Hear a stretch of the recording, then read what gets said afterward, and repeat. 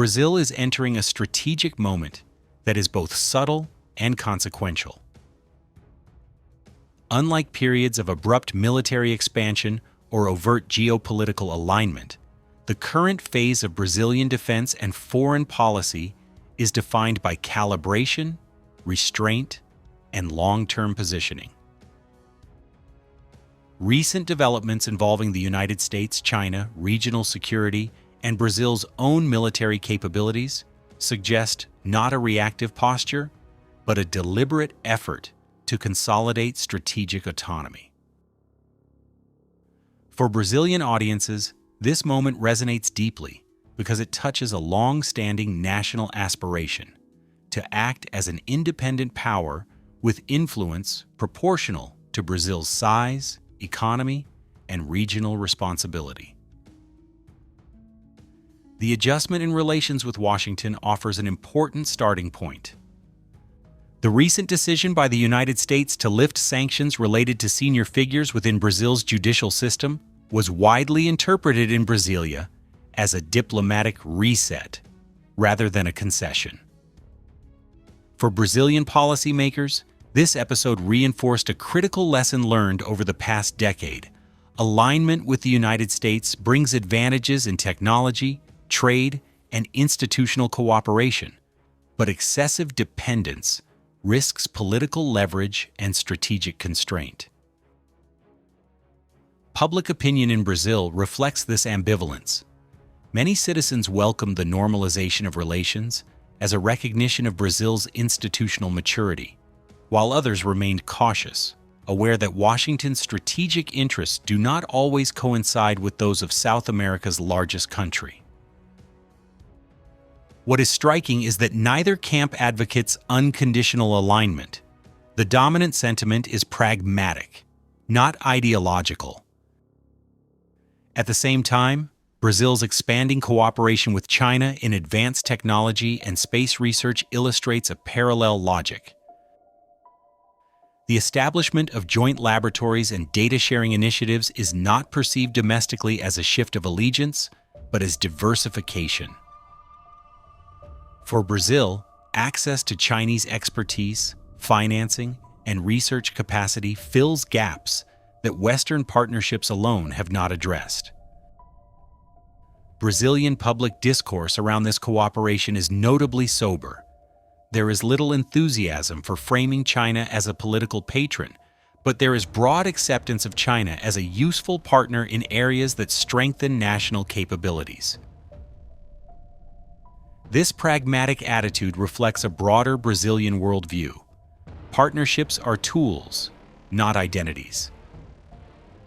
Military capability forms the quiet foundation beneath these diplomatic choices. Brazil's defense modernization has not been driven by immediate external threats, but by a recognition that influence without credible capability is fragile. The Brazilian Air Force exemplifies this approach. The integration of the KC-390 strategic transport and tanker aircraft with the Gripen E fighter represents more than a technical milestone. It signals an ability to project air power across Brazil's vast territory and beyond, while maintaining logistical independence.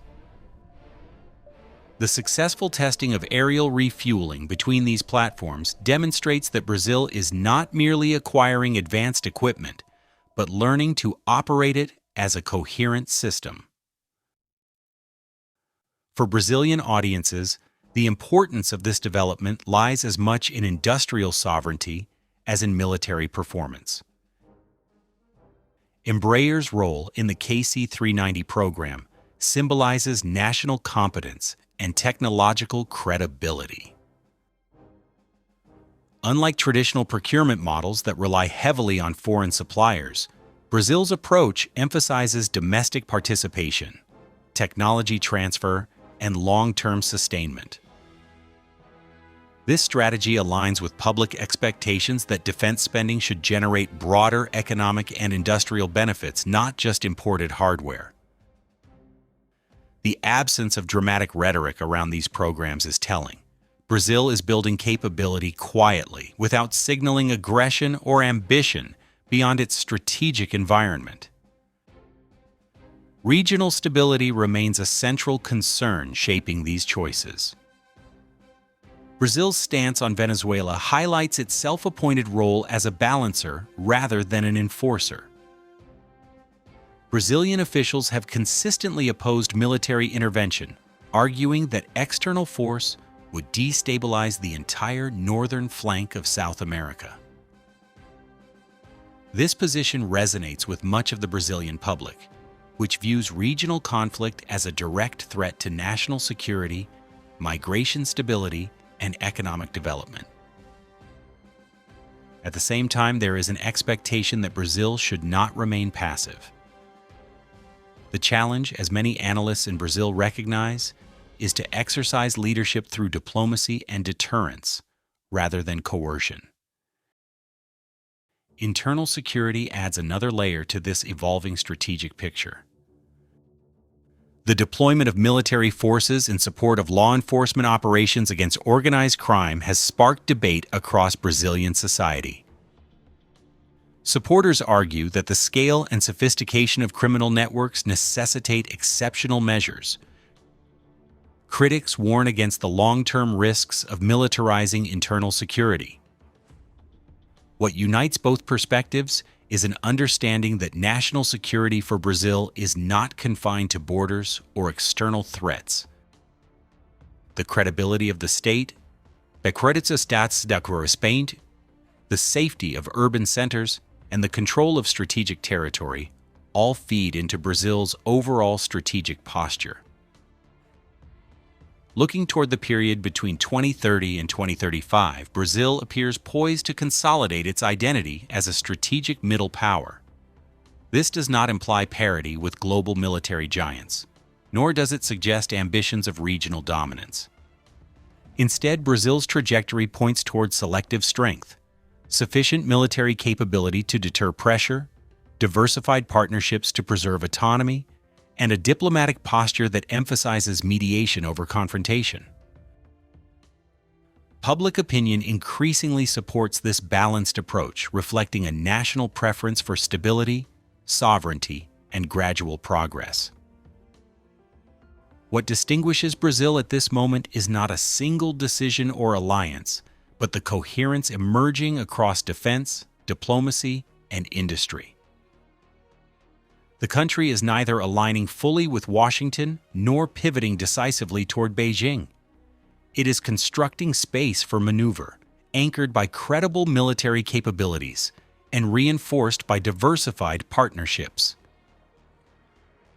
For Brazilian audiences, this strategy feels familiar, yet renewed. It echoes historical aspirations of autonomy, updated for a more complex and competitive global environment. This moment matters because it will shape how Brazil is perceived for decades to come. Strategic autonomy is not achieved through declarations, but through consistent choices that accumulate over time.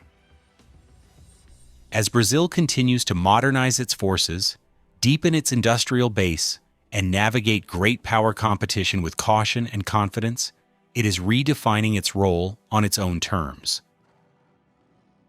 Observing this process offers valuable insight into how emerging powers can assert influence without abandoning restraint. For those following Brazil's military and strategic evolution, the coming years will reveal whether this carefully balanced path can deliver the autonomy that generations of Brazilians have envisioned.